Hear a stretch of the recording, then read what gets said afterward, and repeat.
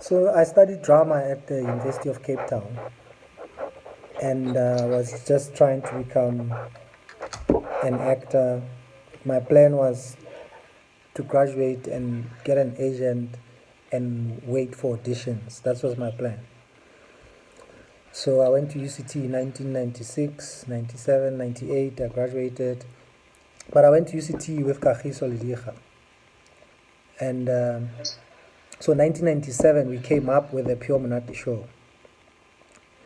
But it only got on air 6 years after that, in 2003. Thanks to Khomotso Matsunyani, Steven, I still can't say Steven's surname properly.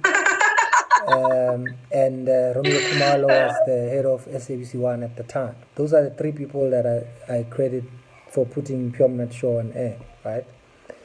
And but then when I graduated, to graduate out of UCT Drama School, I had to write my own one-man show, which was the Rainbow Nation Tour. This show that I wrote, my first ever stage show, one-man show.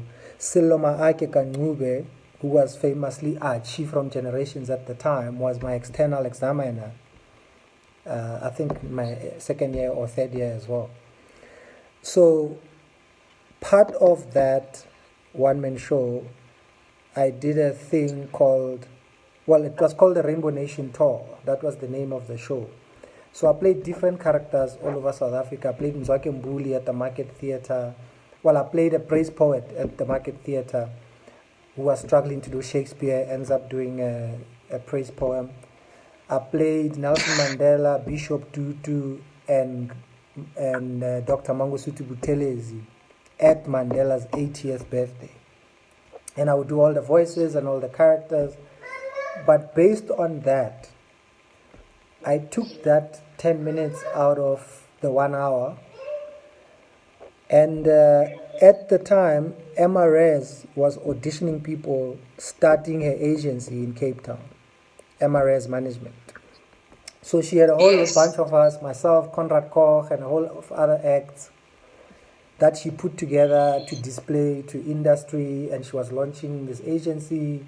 And then from there, Sam Hendrickse, who was doing the Smirnoff International Comedy Festival at the time, which went on to become, I think, the Cape Town International Comedy Festival, blah, blah, blah, saw me performing there, booked me for the comedy festival. I was not a stand-up comedian. I was not a comedian. That's why I always say the first stand-up comedy show I saw, I was in it. Because I had never been to a stand-up comedy. And that's basically how I started. Yeah. That was 22 years ago in October. And it was just repeat. That's amazing. It was just repeat after that. Go on stage, kill, more jokes, more shows, more material. And that's it really. But, I've got my performance diploma from UCT, from University of Cape Town, which was later changed into a degree after I left, which makes me not sleep at night. Because they took the same qualifications I had and just changed it into a degree, Yeah. So and you're like, that's not. So literally, that was it. And then I started doing stand-up, and I started adjusting my one-man show to stand-up from a stage show that I knew my lines. I would stop when people are laughing, continue where they left off. This is very freaky. Somebody just comes and stands behind you and says nothing. Swim, please. So yeah. Guys, I'm busy. Yeah. Don't do it. No, it's cold. Now it's cloudy. Now you want to swim. I mean, ready. No, guys. It's so funny. That's amazing. It's what's so incredible, and I was speaking to Lee Claire the other day as well, is how a lot of us, like I also, before I got into stand-up, I also studied drama, but I didn't watch stand-up, I didn't know stand-up, and also just kind of like fell into my lap in a way. And what's we were talking about is really great about that is the pressure wasn't there. Yeah. Because we didn't realize how big the thing was.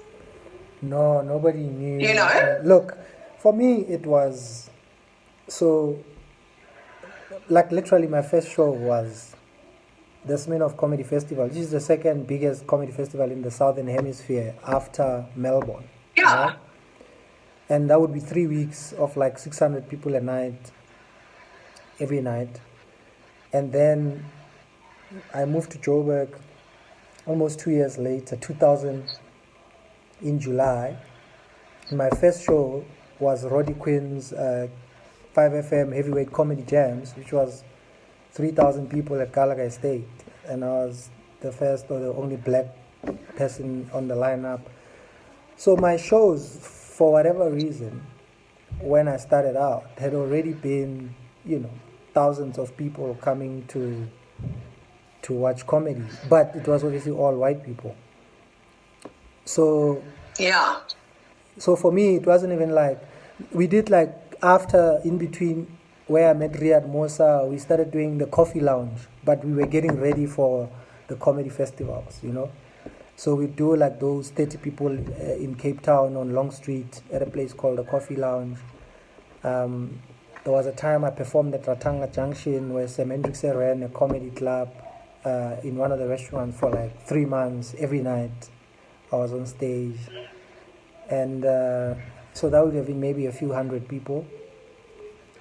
So for me, it was obviously totally, nobody knew, nobody had seen someone like me doing stand-up. And then it grew from that. Joe Parker had been running Hurricanes in Johannesburg in Fourways for years and years. And there was an episode on the Felicia Mabuza Shuttle where she was interviewing Joe Parker and all the comedians that he was managing. Mel Miller, Al Rogers, Martin Jonas. She had all these comedians. And that's where I first saw Ronnie Mudimola on Felicia Mabuza's show, Ronnie. but I had never met Ronnie. And people would call me and tell me, oh no, there's this other black guy also in Johannesburg. I think this was before I moved to Joburg in 2000. Then we started performing at Hurricanes in Fourways, which was like almost like a weekly gig. Maybe you get 1 or 2 slots a month, some corporates here and there.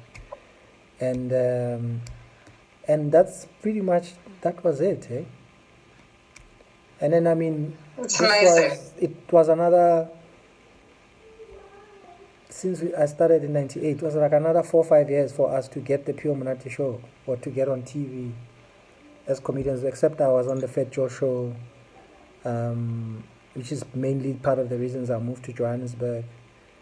So Fat Joe was pretty much the first person that put me on television. And then it was history. Were you doing stand-up on his show? No, I did a slot called Little Brown Cow. So it was like a comedy slot, except the opening I was doing stand-up. I was standing in front of a camera and making fun of things or telling jokes, current affairs. But the segment was called Little Brown Cow. I was 20 years old, and or 19 or 21. But the opening sequence, I wore a cow suit, and we shot the opening sequence in blazing heat in William Nicol in Fourways, next to Fourways Mall at that time. And I was running around in a fucking cow suit. And getting in a taxi, stopping taxis, getting in one, getting off. I must try and find the opening sequence that's great. From the Fat Joe show. What we do for comedy sometimes. So that was the first time. That's so fun. That was the first time black people saw me or saw a black stand-up comedian, South African, on television. It was on the Fat Joe show. Saying, how did Fat Joe discover you? I had a publicist, John Ferreira, was my publicist who worked with Sam Hendricks at the time. And I always say that's the guy who made me famous. There's no one else who can claim any other stories about me, And so John was my publicist, and I guess Fat Joe and them found out about me, and then eventually me and John flew to Joburg for an interview on Fat Joe's show as a guest.